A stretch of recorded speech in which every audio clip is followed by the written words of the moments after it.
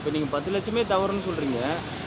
இந்த 10 லட்சம் பத்தாது, இறந்த குடும்பத்துக்கு வந்து 25 லட்சம் கொடுக்கணும்னு எடப்பாடி சொல்லியிருக்காரு. எப்படி பார்க்குறீங்க? இல்லை, நான் 10 லட்சம் கொடுக்கறதே தப்புன்னு சொல்கிறேன். அப்போ 25 லட்சம் எப்படி கொடுப்பாரு? எந்த வரி பணத்துலேருந்து எடுத்து கொடுப்பாரு?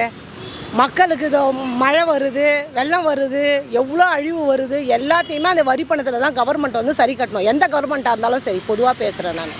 அப்படி இருக்கும்போது இந்தமாரி இன்னும் 1000 பேர் அவன் கள்ள சாராயம் குடிச்சுட்டு அவனுக்கெல்லாம் 25 லட்சம் கொடுத்துட்டு இழுத்து முடின்னு உட்கார வேண்டியதான் கவர்மெண்ட்டு.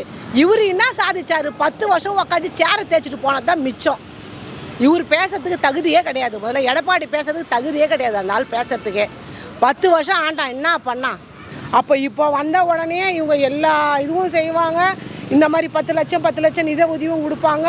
இன்னும் 25 லட்சம் நீ கூட போய் பார்த்துட்டு வந்தல எல்லாருக்கும். நீ கூட 25 லட்சம் உனக்கு மனிதாபிமானம் இல்லை? ஒரு குடும்பம் ரோட்டில் நிற்குது, உனக்கு தெரியல? சிஎம்மாக இருந்தால் மட்டும்தான் கொடுக்க முடியுமா? உன்னால் முடியாதா? நீ சேர்த்து வச்சில பணம் கூட 10 வருஷமாக நீ மட்டும் தானே இது பண்ண, வேறு யாருக்கு என்ன கொடுத்த?